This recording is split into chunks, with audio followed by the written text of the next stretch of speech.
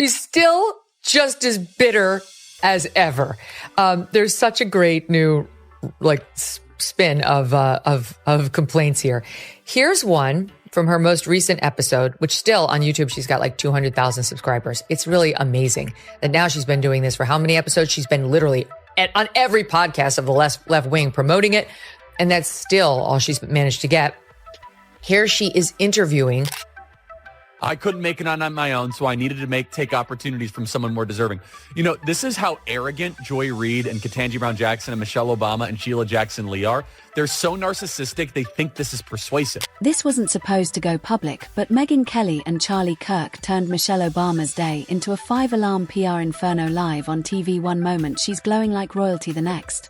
Boom, verbal chairs, flying facts, dropping like anvils. You won't believe what Charlie said about her legacy. And Megyn's sarcasm. It went ultraviolet. What unfolded wasn't a debate, it was an Olympic-level roast. And yes, the internet is currently on fire. On a podcast called Diary of a CEO. It's kind of rings a bell like a founder kind of situation. And once again, wants you to know how awful it is to be married with children. There are just many natural reasons why marriage, infertility, trying to have kids makes things difficult. It's like, I try to tell couples, of course it's hard. Just listen to what I said, right? Like, it's probably, if you're having some issues in your marriage, it's not you, it's the process of marriage. Michelle Obama says, until recently, I've mourned the dimming of that hope. And maybe you've experienced the same feelings. Is that a pit in my stomach? A palpable sense of dread about the future? Now, look, Michelle Obama has well-documented anxiety problems. And it's very interesting. When they are not in control of political power, they get... Michelle Obama once said, when they go low, we go high.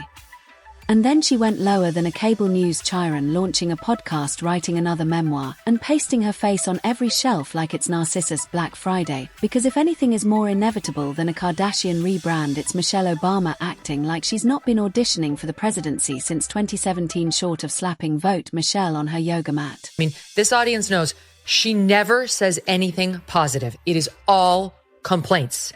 So she goes on another podcast. She's promoting her show, so she's making the rounds. The Diary of a CEO podcast, and actually found a way to bitch and moan about how hard it is to live in the White House. When you walk through a storm, keep your head held high. Meanwhile, in a very noisy corner of the internet, Megyn Kelly was sharpening her sarcasm like a dagger, and Charlie Kirk was being Charlie Kirk, a guy who looks like a confused stock photo and talks like a PragerU ad swallowed a thesaurus. Michelle Obama, listen to this. And at this phase of my life, I'm in therapy right now because I'm transitioning. You know, I'm 60 years old. I've finished a really hard thing in my life with my family intact.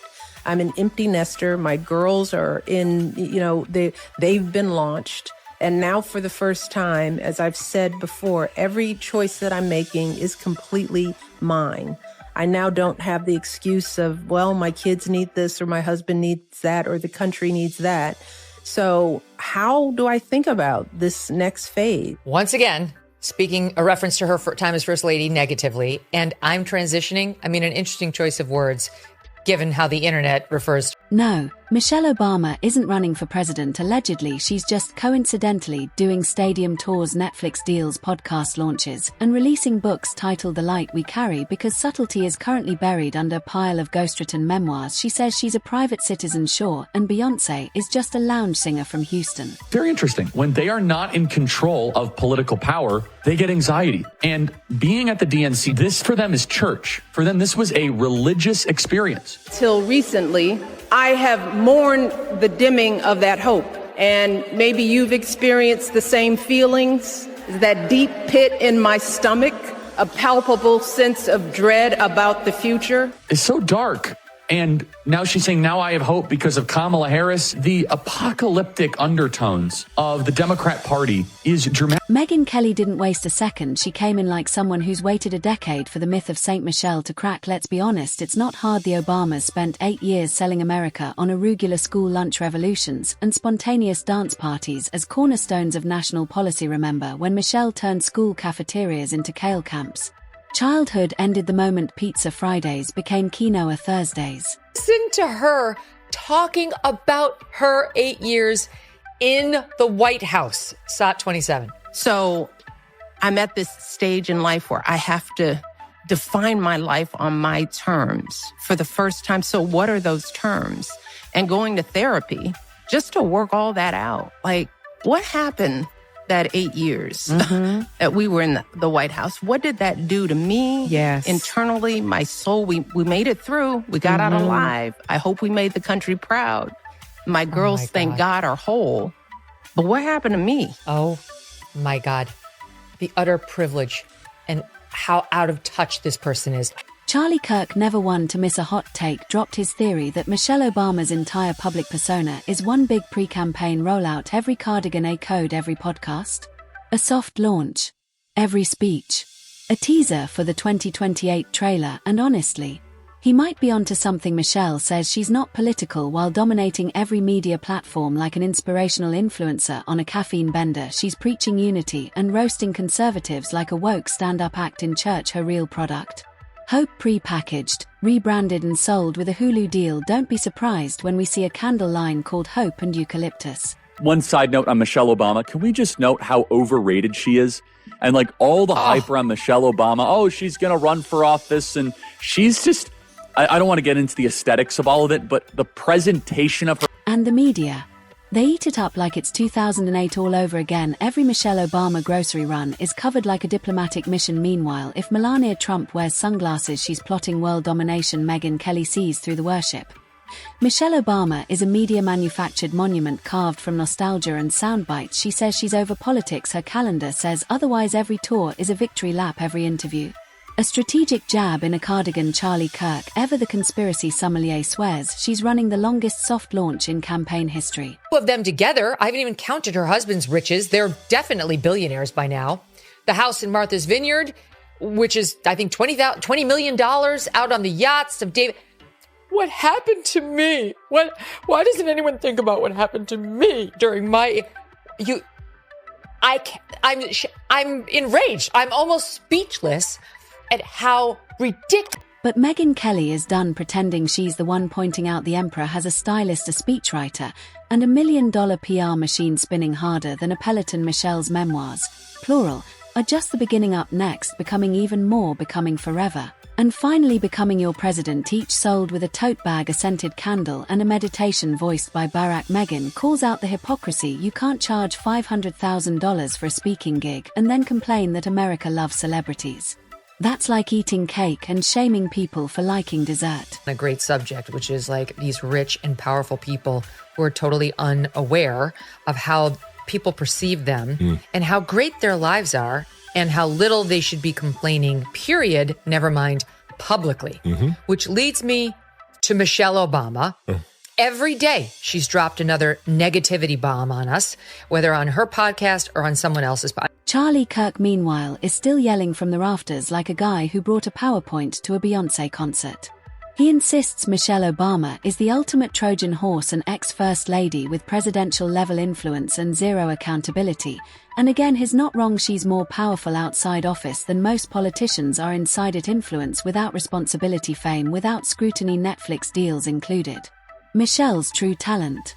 Saying absolutely nothing while sounding profound. She's the hallmark card of politics. You'll clap without remembering a word she said, then realize you accidentally bought the merch. Whining all the time and she's complaining. Right, again, I'm not trying to look at people's looks. That's not what I'm doing. I'm just saying the whole aura of it, to use a Gen Z term, is terrible. It's negative. It's just kind of her lament. Still, Michelle Obama insists she's not political, sure, and pandas don't try to be cut. This woman is curated down to her eyebrow arch. Every tweet, every appearance, every smile at Ellen's housewarming party is choreographed like a Super Bowl halftime show. Meanwhile, Charlie Kirk is out here drawing conspiracy maps on napkins, claiming even Michelle's yoga instructor is part of the strategy team and the pedestal she's placed on. Media canonization at its peak. The moment she says something remotely political, journalists faint like she reinvented empathy while sipping matcha. They both have planes, and she's mad that you have to pay the cost of an airline ticket for the daughters to fly on them. I wonder, I mean, seriously, she's not a she's a smart woman. But she's aggrieved. She is immersed in a powerful and inescapable sense of grievance. Megyn Kelly, ever the skeptic in heels, rolls her eyes so hard they generate wind power. She knows Michelle's brand isn't accidental. It's a billion-dollar juggernaut. Her sleeveless dress becomes a revolution, her pantsuit. A TED Talk, meanwhile, Megyn wears white after Labor Day, and it's a scandal. Charlie Kirk's pacing like he's uncovering the Da Vinci Code of political branding. He says Michelle's "no thanks to politics" is the most polite lie ever told, and America keeps buying it like Girl Scout cookies for democracy. She's angry. She's angry and unhappy. I've watched enough of her over the years, and then with this ridiculous podcast she's trying to launch, to see she's a deeply unhappy person. Listen, she's obviously, there's problems with her daughters and all that. I don't want to get into that. But we built up on the right. Michelle Obama is going to be the hardest person ever to run against. And her book sold so many copies. And my goodness, you want to talk about the most overrated political hype of a generation? It would go to Michelle Obama. Megyn Kelly will sip her coffee, smirk at the camera, and remind the public that behind every cardigan and quote lies a perfectly engineered machine. Michelle Obama claims she's not running yet, sprints through book tours, Netflix deals, and stadium speeches like it's a political obstacle course made of Instagram captions. Because when she says she's not interested in politics, that's like Jeff Bezos saying he's not into money. The receipts are louder than the speeches. While Michelle floats above the chaos, smiling, selling, and pretending she's just here to sprinkle some hope and hummus on your soul, Megyn and Charlie see the chess game. And let's be honest, if branding was a ballot, Michelle Obama would already be president of everything.